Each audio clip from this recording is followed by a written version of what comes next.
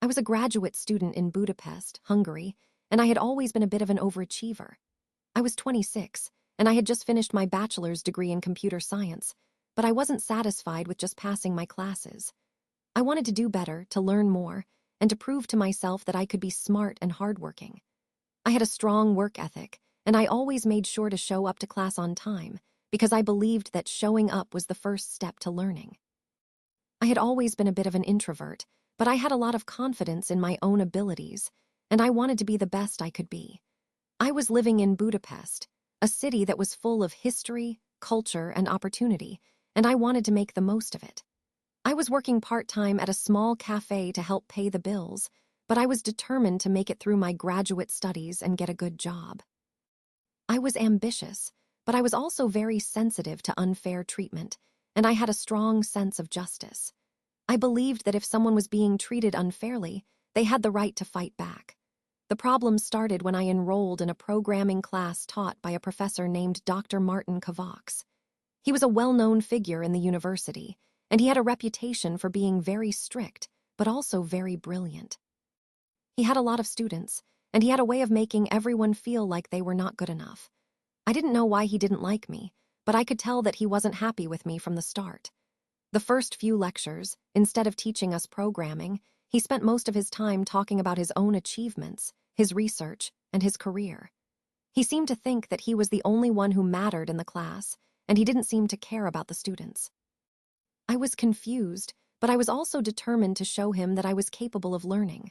The problem became worse when I got my attendance report.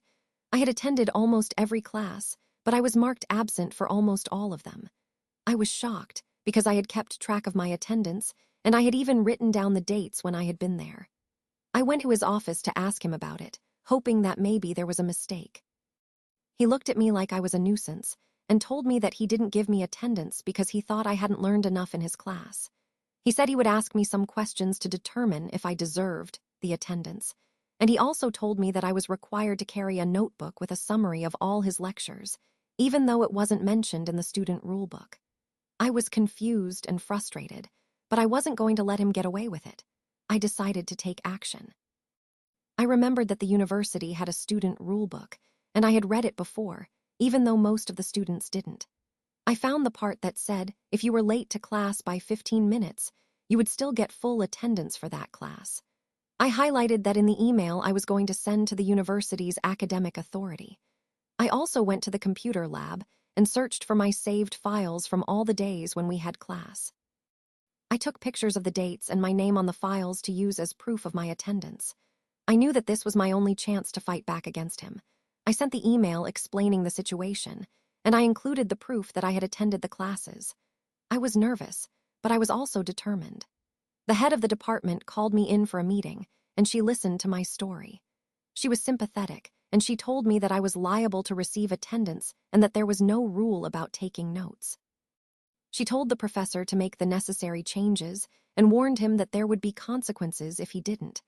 I felt a little hopeful, but I knew that this wasn't the end of the story. The next day, Dr. Kovacs called me to his office and told me that he might lose his job if I didn't help him. He asked me to write an email saying that I had accidentally attended the wrong classes and that it was my fault. I knew something was wrong, so I recorded the conversation. I didn't want to get involved in any kind of conspiracy, but I also didn't want to let him get away with what he was doing. I agreed to write the email, but I made sure to keep the recording. I left his office feeling uneasy, but I wasn't going to let him win. The next day, I went back to his office and told him that I had sent the email. I asked him to give me the attendance he had promised, but he laughed and told me that I wasn't getting anything because I had mentioned in the email that I had attended the wrong classes. I was shocked, but I wasn't going to let him get away with it. I had already recorded the conversation, so I went straight to the dean's office with both recordings. I told her that a professor was trying to illegitimately fail me and that I had the proof. She listened carefully and then called Dr. Kovacs in for a meeting. When he came to class later, he started crying in front of everyone and said that he might get fired because of me.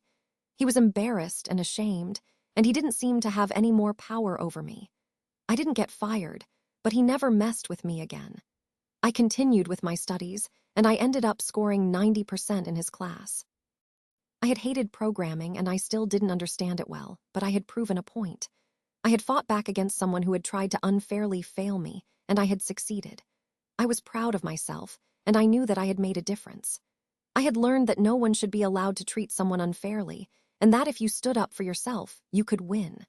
I had a new confidence in myself, and I knew that I could do anything I set my mind to.